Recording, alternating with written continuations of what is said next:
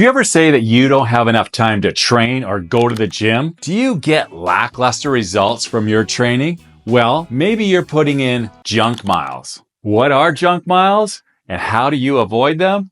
I'll explain. Before I do this, my name is Andrew Kolasko, and from here on out, I am your very own longevity coach for you men 50 plus. Every week, I'll give you the insider info, the no BS on how to maximize and optimize your future years, your health span, giving you the modalities and the protocols that will really move the needle for you and make a difference in your future. Together, we'll enhance your VO2 max, increase your energy and your endurance and your lean muscle mass, your strength, so that you have all those health benefits that you'll need in your future years. So hit that subscribe button so you never miss a video again, and leave a comment. Let me know how you thought today's video went. So what are junk miles? I'll be using the term junk miles to explain how you might be wasting your time at the gym as well as not maximizing your effort and your output at the gym as well as you could. And I'll be talking about it in a metaphorical context as well. I'll get around to that metaphor I'm using for junk miles at the end of the video, so stick around for that. I have two main points that I'll be stressing as I go through the junk miles. Number one is that, are you doing exercises with no specific goal in mind? And along with that, are you doing your training with no long-term plan? My number 2 point to bring up regarding junk miles, are you being intentional and deliberate? Is that, being on your phone in between sets? Is that mixing up your cardio and your resistance training on the same day and not splitting it properly throughout the week? And maybe it's rushing out of the gym, not letting your parasympathetic nervous system calm down, only operating in fight or flight, which is your sympathetic nervous system. So expanding upon my point number 1, are you training without any real goals or plans in mind? You think that just because you sweat, you're getting results? Well, optimized training is not necessarily that. I know this 64-year-old gentleman from the gym. He comes up to me, he says, I want 6-pack abs. I want bigger guns. But if you study what he's doing, it's just random exercises. Sure, he's sweating a lot. He's doing a lot of different things, but he's not doing anything that's goal-centered. He doesn't really have a plan, which is ironic to me because he is a home builder by profession. What do you do before you build any home? You have a blueprint. You don't just dig a hole, pour foundation, and start throwing up walls before you know it's a bungalow, it's a 2-story, it's a tri-level split. What is it? You have a very clear vision in mind of what that home will look like when it's completed. You should have the same with your training for your body, because this house is yours. This body is your house, and it is so important. This is the most important house that you have. It's the one right here. So your planning for it should be way more important than just building a home. But you see the semblance, right? You see how those work together. You've got to have a clear goal, clear plan in mind before you start your training. You need to do this every single time with your own body. This body houses you, and what's inside and what you put into it is critical. Because we can't take our health for granted. We can't be just worrying about having big arms or 6-pack abs or 10% body fat. That's very short-term myopic thinking. You need to be thinking way out. You're in your 50s, 60s, 70s, 80s, 90s. You need to have a plan going into these later years. So do you have the blueprint for your long-term plan? What's your end game? So to calibrate exactly to get you the health that you want in the future, we need to know what we're starting with. What is your percentage of lean muscle mass? What is your bone mass? What is your visceral fat, the not so good fat? What is your subcutaneous fat, the fat that's really okay? And as well as what's your basal metabolic rate, and you know what your VO2 max is. So we want to set that, know where we are right now, and then we can look towards the future. What I use with my clients is the Smart Body Composition Analyzer by Hume Health. And this has like 56 health metrics. I'm going to go into another video about how I use this in the future, as well as how I use it with my clients. And that's giving us the overall look. I used to do a DEXA, which was a little more expensive. Well, a lot more expensive. So I'm phased out of that. And now we have this new technology where we can find out the kind of things that we need so that we can then say, what do we want your lean muscle mass to be? What do we want your body composition to look like?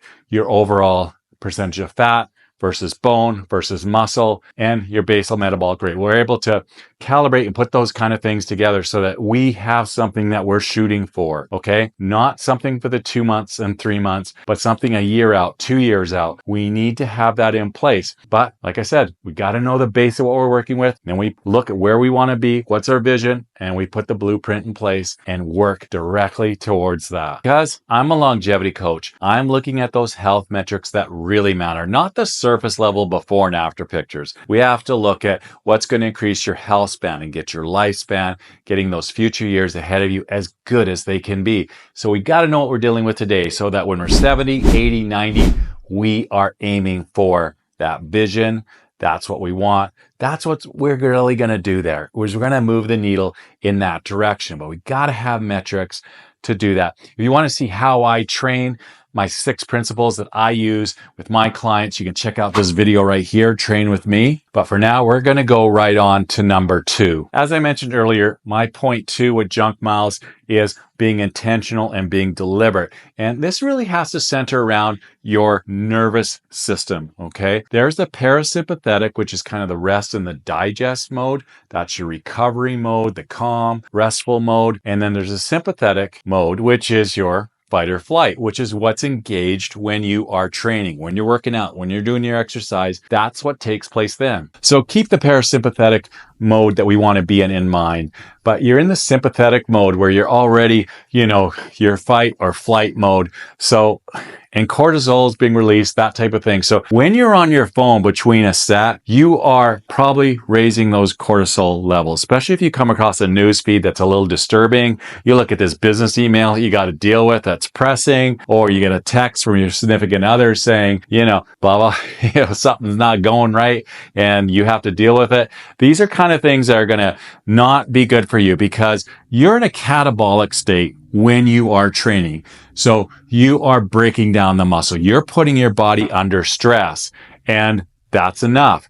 The idea is that you do your workout, you go hard, and you don't bring in your phone because you don't want to elevate your sympathetic nervous system any more than it already is, okay? Because the mind, it can't tell the difference. The neurotransmitters that go off can't tell the difference between something with your mind or something with the physical stress. So the mind stress, physical stress, it can't differentiate between the two. So put away that phone, go hard when you go hard, and then relax. And we're going to go more into how you can engage your parasympathetic nervous system. So another thing you can do is after your workout is have your post-workout meal, okay?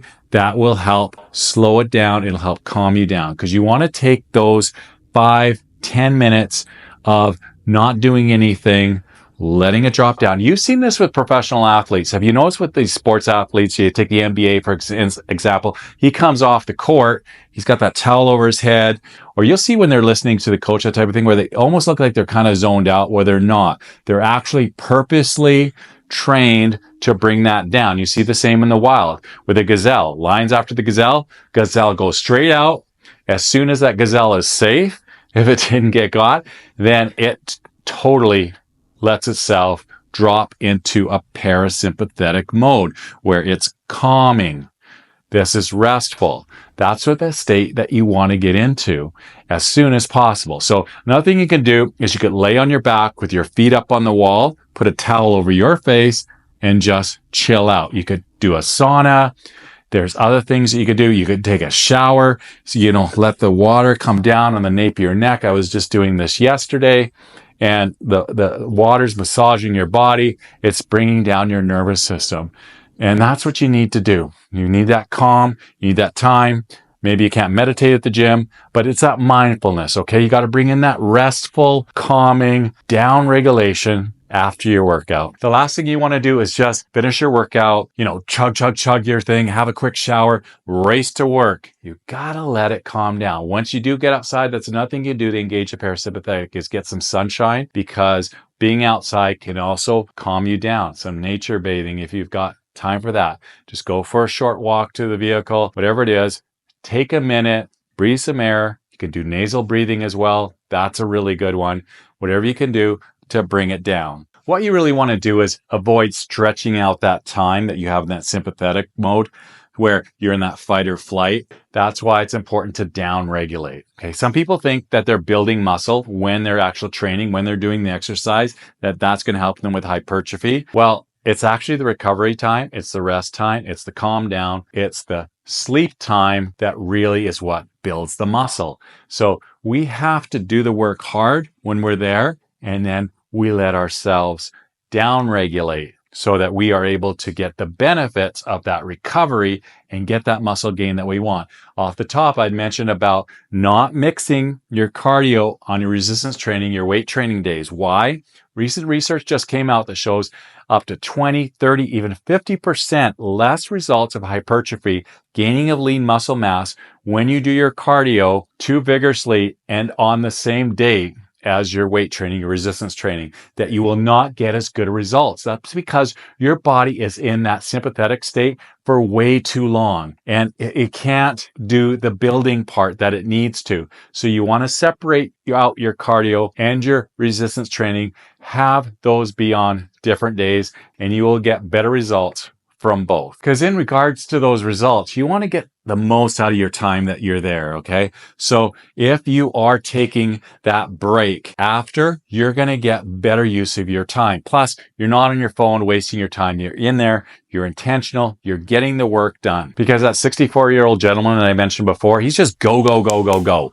Okay, he's going around the track, he's carrying weights, he's doing sled pushes, he's lifting weights, then he's doing a jog around the track, and it's just a mess. It's just a cluster F of stuff. And he feels like he's really getting good output, but he's not, because he's just in the sympathetic, not spending any time in the parasympathetic, and he's just mixing it all, and his body's not going to have proper recovery. So he's a very lean guy. I think his VO2 max probably isn't that bad. I think he's probably good there. But when it comes to his muscle mass, the guy is really like wasting away. It's kind of sad to see, because you've got a healthy individual here that definitely wants to put out the output. You know, he wants to put in the work. That's not the issue. But the issue is that he is not being able to calm into that parasympathetic mode. So he's not getting any results. And it's sad to see, but I don't want that to happen to you. That's why I'm emphasizing this. We've got to get into that down-regulated time. And you know what's the other thing you can do? You can even do this intra-workout, okay? So in between sets, instead of being on your phone, like I said before, you can actually sit, take a moment, even put a towel on your head, calm down. You know, you could lay on one of those box jump things or something like that, you know, on the end of a bench. Just take it slow, take it easy, let your body come down. Just like a professional sports athlete. It was Bowerman, one of the founders of Nike, that said, everybody with a body is an athlete. So train like one, okay? Do it right. Use your time the best that you can. And this will maximize your time and spend not time in junk miles. And like I said, I'm a longevity coach, and it's funny because all of this really has a lot to do with health span and longevity. Because if you have that elevated, working in that sympathetic fight or flight mode too much, that's hard on your heart. It's hard on your body. It will actually decrease your lifespan. They've been able to show this. And you want to have those future years be quality years. So you've really got to be careful how you dial in your workouts. It's a careful balance. Have you ever heard the quote about an instrument having its strings tied too tightly? Because when they are tied too tightly, they will snap. And I'm going to give you a story here that gets into the metaphorical part of this. It's a story that comes from Buddha's teachings, okay? He says one day he was sitting under a tree and a boat was passing by, and there was a musician on there teaching his pupils something very important. He said, if the strings are tied too tightly, they will break. They have to be not too loose either. So you have to be able to have them at a certain tension. And that's what I'm talking about, balance. Buddha called this the middle way, and it has everything to do with having your life set up with balance. Okay? It's not that I don't lack ambition. It's not that I don't lack the motivation and the effort. In fact, just yesterday, it was quite a compliment. I had this other gym goer that we've been working out for a few years, about the same time. And he actually referred to me as a legend when it came to my quality of my workouts, the kind of effort that I put in. And that was pretty flattering, but it just shows that, you go hard. When you go hard, your output's there. And then when you need to calm down, that's why meditation's been such a big thing for me too, that I'm able to, engage my parasympathetic. And that helps, the middle way that Buddha talked about, well, it helps me find that middle path, okay? It really is a balance where we've got to get those exactly right. And when we do, we'll have the right kind of life with the health span, with the quality years, because it's that balance of the physical, the mental, the spiritual, your overall mindfulness that is really going to get you the quality of life that you want. So ask yourself, are your strings finely tuned? Please let me know in the comment section what you thought of the video. What are the things that you do to make sure that you relax, that you don't stay in that sympathetic, that you're doing those things that are intentional, you're in the moment? Please leave those, because that's going to help other viewers of this channel get something from it, and you can do an exchange there as well. Let me know what are some of your goals that you've set for yourself, 5, 10, 15 years out that you've really thought about, that you can really say, hey, that's where I want to be. Share those in the comment section. Once again, hit that like button to let me know what you thought of it. And I look forward to reading your comments. Thank you for being here. I appreciate the opportunity to be of service, to be able to bring some balance and make the most out of your workouts, the most out of your health, so that you can have the future years that you truly deserve. See you next time.